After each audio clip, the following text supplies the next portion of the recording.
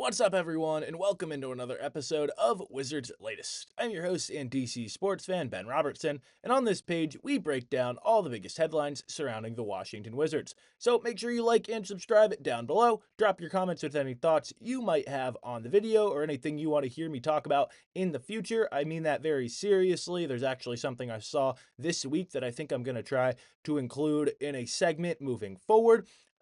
Little update for you guys, no video tomorrow. Remember, videos typically dropping Monday through Friday. You can maybe see I'm on the move a little bit. New backdrop here this week. Might have a different one tomorrow or next week, I should say, before I get back home. But appreciate your guys' support and tuning in every single day. Today, I want to talk about the Wizards preseason schedule that has dropped, what that, kind of is going to look like, what you need to monitor until the season rolls around. Chat about some comments, some very high praise from NBA analyst Tim Legler for number 6 overall pick Trey Johnson. And lastly, we'll chat about Trey's potential future backcourt running mate in Bub Carrington, what he needs to do this season. So again, guys, thank you for tuning in. And today we got to talk about the preseason schedule that has been released. Wizards getting preseason action started on October 12th, Sunday afternoon in Capital One Arena against the Toronto Raptors. That'll be the only home game on the preseason slate for the team. They then have back-to-back action. They'll take on the New York Knicks up in Madison Square Garden on Monday night, October 13th, before heading to Detroit to take on the Pistons in Little Caesars Arena on a Thursday, October 16th matchup.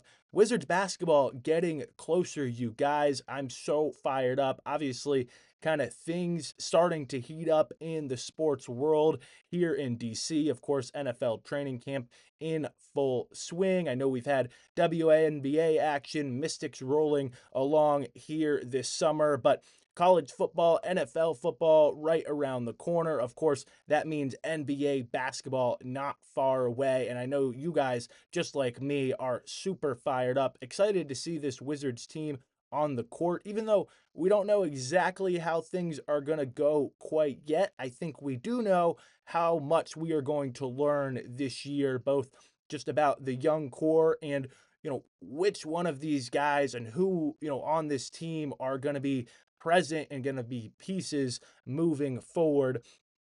I also think here in the offseason, we still have kind of plenty to find out and plenty to learn as we progress. A few things I think you should monitor. Jalen Martin, of course, released this week, opening up a two-way spot on the roster.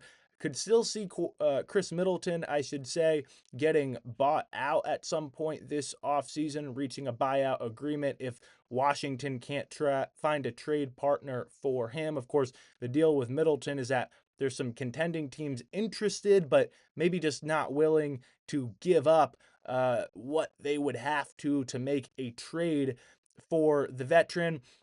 Corey Kispert seems like he's always sort of in the trade rumor mill. I know they've kind of quieted on that front over the last month or so, but have to wonder if maybe his name pops back up as the season gets closer. And then, I think honestly, CJ McCollum is still a candidate to get moved before the year begins, especially, if a contending squad says, hey, that could be a piece that we could add to help us next year. I do think it's more likely that CJ McCollum has a really nice start to the year, sort of shows the league, hey, this is what I still have in the tank. And then we see, maybe a trade deadline type deal made for him to move on from the team. But I want to talk about Trey Johnson here a little bit today, and more specifically, some comments Tim Legler, an NBA analyst, of course, made after Summer League about the number 6 overall pick. Now, we saw Trey out along with the other rookie draft picks at Nats Park this week. First off, that's something I love to see. I know it's, fairly standard, fairly normal, routine stuff for high draft picks or even just draft picks to, throw out a first pitch. But it's just something I like to see because, you get the faces out in the community. You see, the organizations and the franchises are connected. Again, just uh, all thumbs up, all positive there on that front from me. But on the basketball court, at least in Summer League and of course in his college campaign, Trey has been excellent, averaged 19 and a half points. In his two Summer League outings this year, highest scoring average for a Wizards rookie since John Wall's campaign. Tim Legler broke down the performance on his All NBA podcast, talking about some of the best efforts he saw this year in Summer League. Believe Legler did have both of those matchups Trey played in the Summer League. I think he had at least 3 or 4 of the 5 games that the Wizards played overall. But he got to see Trey up close and personal. And he said after the games that he saw and from what he saw from Trey, he was the most natural scorer I saw in Vegas. He also said for a 19-year-old to be that good offensively in every imaginable way is as a scorer, Washington has found themselves a stud. And, just to hear these things and to hear him talk about it's not just his shooting ability, but it's his complete scoring game and scoring potential that's what Legler is so excited about. He also mentioned I don't know if he'll start right away, but I think he's going to produce and get big minutes early on. And that sort of plays into a point of something I've talked about earlier this week. I know Cooper Flagg is the obvious favorite, the number one overall pick, super talented player in Dallas to win the Rookie of the Year award. Of course, the betting lines having him as that, and just, realistically probably the most likely choice, but I do think Trey has a chance to make a run at the award just because of the situations the two players are going to be in.